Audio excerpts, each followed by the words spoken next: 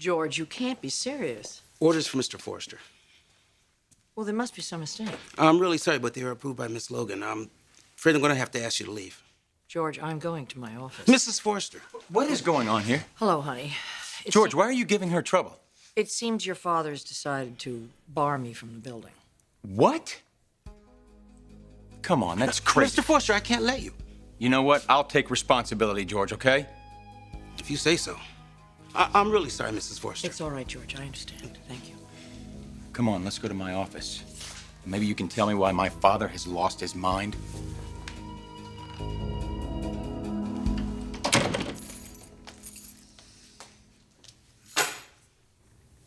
You came back? Yes, I did. Do you mind? Hardly a friendly face.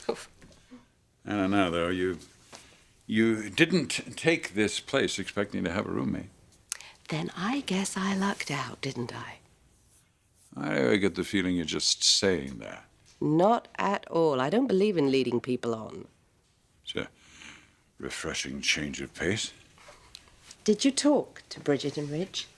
Yes, I did. I just finished. And? Well, I told them that I would not tolerate their relationship developing any further, and that I'm against it altogether, but that I will not turn my back on them.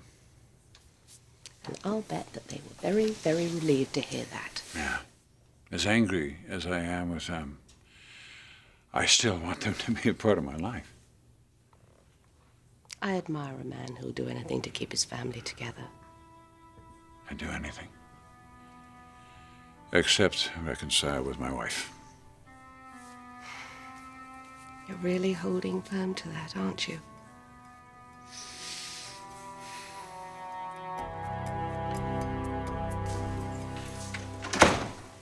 So, I never wanted to have this conversation with you, believe me. I hoped that your father and I would have been back together again.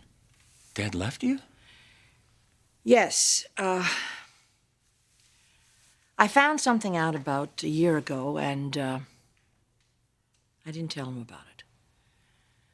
I thought it was best not to, but circumstances changed, and I had to tell him, and he didn't handle it very well. Well, what could be that bad? Your father had the same look on his face. Concern and caring, and when I told him, it just evaporated. Well, I'm not gonna walk out on you.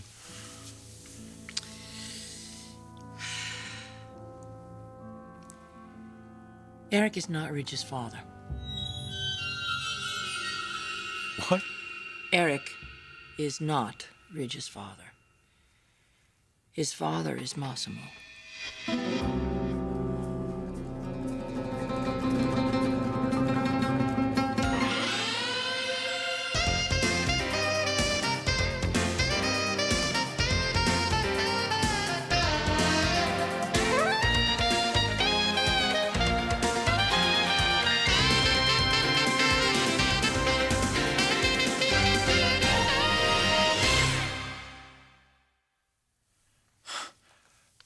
Mother, I don't understand.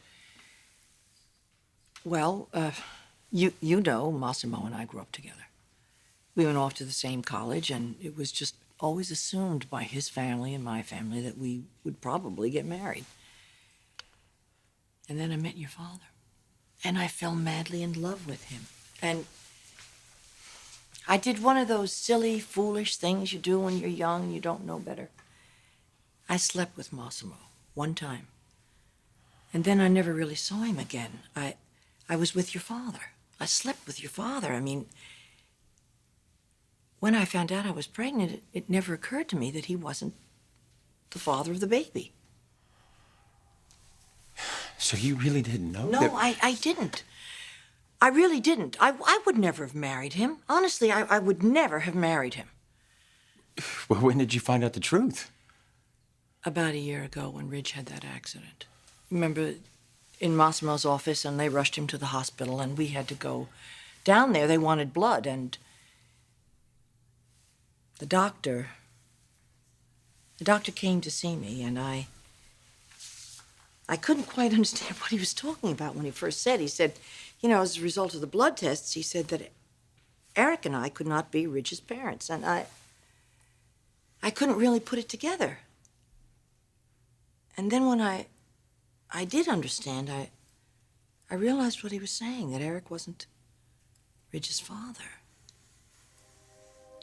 And I thought, how the hell do I tell him something like that? I'll break his heart. So you didn't say anything, right? Yeah, I made a decision. I thought it was best for everybody, for the family, to keep it a secret and just to find a way to deal with it. What your father is upset about, I think, really, is that I didn't tell him. He felt it was just another betrayal. He thinks I did it really just to save face. That's not. What do I care about saving face? I'd tell the whole world if I thought, you know, if I thought it would keep the family together. Mother? Does Ridge know? Yes, honey, he does. And, you know, he's dealing with it. Does he blame you too? He was angry with me, sure. But he's kind of gotten past that, and what he's concerned about now is Eric. And as far as your father is concerned, he'd like to see me run out of town on a rail. Well, he'll have to get past me to do that. Oh, honey, my baby, I love you. You too. Well, that is quite a statement, having the security guards order your wife off the premises. I don't know what else I could have done. I mean, it's the last thing my company needs is for Stephanie and me to beat each other's throats every day. Sounds like you had a very productive day. I think I did. I have a long way to go with Ridge and Bridget, but at least we took the first step. I have you to thank for that. Me? I didn't do much of anything. Yes, you did. You got me to get off my high horse and go see my children. Very wise woman, Jackie. I'm not so sure about that. Why? I had lunch with Massimo Moroni today. I know, it was temporary insanity, but, well, he said he wanted to meet me, and I guess my curiosity got the better of me. What did he want? For me to play matchmaker between my son and Brooke Logan. Of course. With Brooke occupied, then Ridge is free to pursue a relationship with Bridget, that bastard. Don't worry. I told him exactly where he could stick his plan. I mean, the nerve of the man trying to use Nikki and me that way. That's what he does. That's what he does.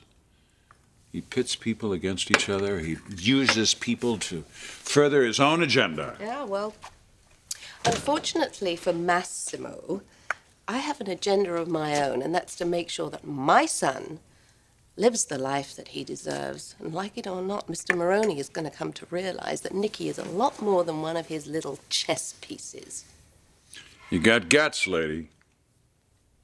Well, I didn't always, but you do learn what's worth fighting for. Yeah, you do.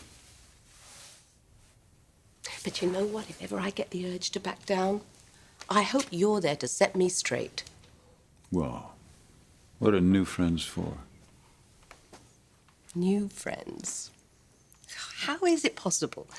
I mean, to have a new friend and just feel like you've known that person forever. Now, there's only one explanation for that, and that is that we lived in a previous life together. Oh. I know. What? We were on holiday in Pompeii. Pompeii? Yep. I was a buyer of goods for Londinium, and you, of course, were the famous toga maker for Rome, and then your travel agent, Marcus Incompetus, he checks into the same villa. And if that isn't inconvenient enough, on that particular day, Mount Vesuvius decides to Erupt. Just my luck. Actually, it's a good thing. I think that there's a reason that we met when we did. And I know that I'm very, very grateful.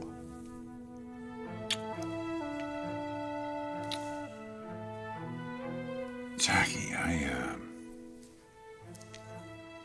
Oh. Sorry. Shouldn't have done that. No. Look, it's just... With my life where it is right now and my marriage the way it is, and I'm just not certain it's a very good idea for me to be kissed by a beautiful woman. Because you're afraid, right? You're afraid I'm going to take advantage of you. No. Yeah, the other way around.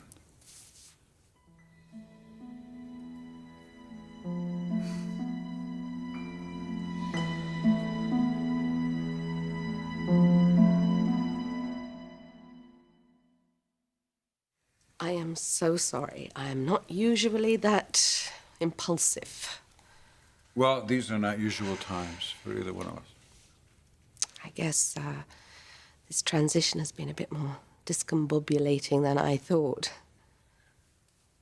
Well, it's nice to know that I'm not the only one who's discombobbled. I have the perfect remedy for discombobulation. What? Another cup of tea. Why are you smiling? Because you remind me of my grandmother. Oh, goody. No, come on. My grandmother was absolutely convinced that there's not a problem in the world that can't be solved by having another cup of tea. Then I think we should drink to her. Actually, I want to, but not right now. I want to get back to the office. I have some things I want to take care of. Oh, well, just another time then. Tonight, when I get home. That would be wonderful.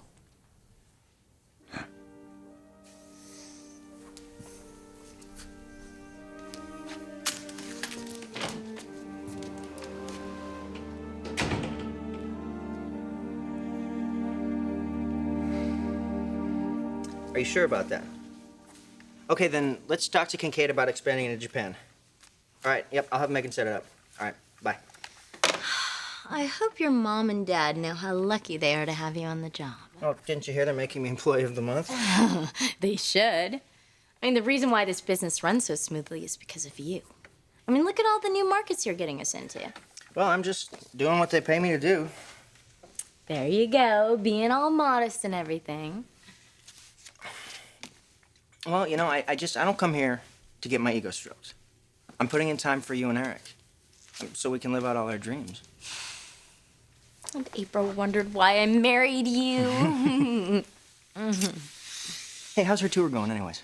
Really good. She's playing at smaller venues, but she's selling out in every city. And they just added 2 shows in Branson and a whole week in D.C. And you're sure you don't feel like you're missing out? If I hadn't gone on for April that night, you know, I always would have wondered, you know, what it would be like if I could have done it. But now that I have, I don't know. I kind of feel like I could just let it go, you know.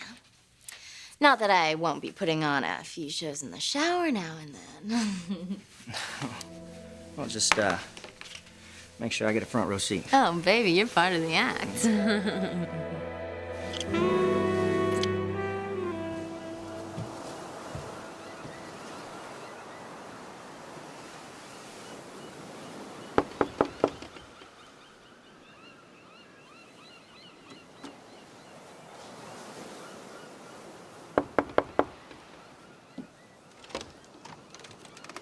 Good afternoon.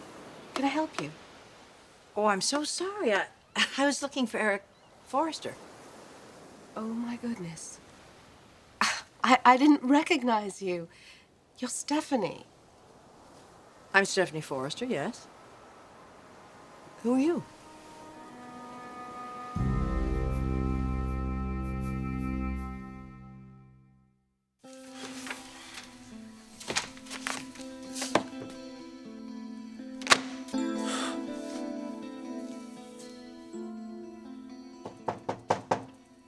Come in. Dad.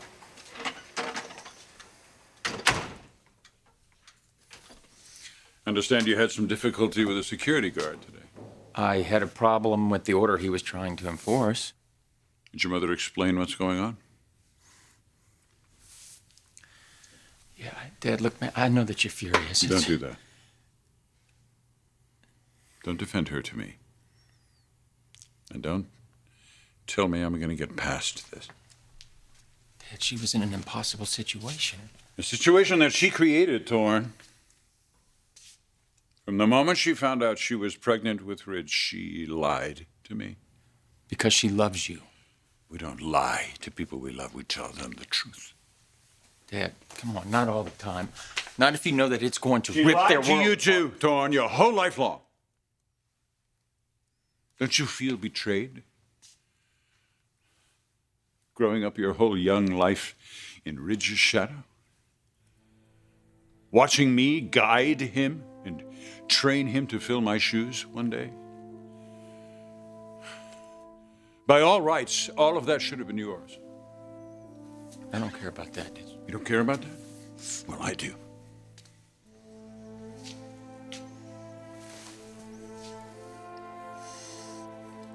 You're my oldest son. You're my son.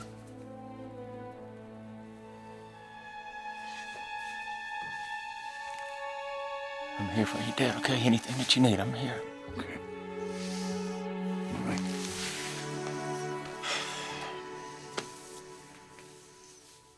You and I are going to rebuild this family together. Mom in it? No. No. I don't think that's possible. Well, I don't think she's going to give up that easily. As a matter of fact, she's headed for the beach house right now. The beach house? That's where you're staying, isn't it? Yeah. Well, I think your mother's in for a bit of a surprise. I'm Jacqueline Payne, West Coast buyer for Fenmore's. How do you do, Miss Payne? Oh, please call me Jackie. Come on in. Well, no, there seems to be some mistake. I thought my husband was staying here. Yes, he is. Come in.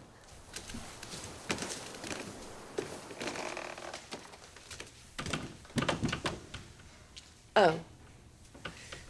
This must look terribly compromising, but really, it's just a comedy of errors. You see, I just moved to Los Angeles, and Lauren Fenmore was very kind and rented me this lovely house. Unfortunately, what she failed to do was tell Eric, so when he showed up here and found me here, there was quite a scene. Why didn't he go to a hotel? He offered. I mean, he was a gentleman, but...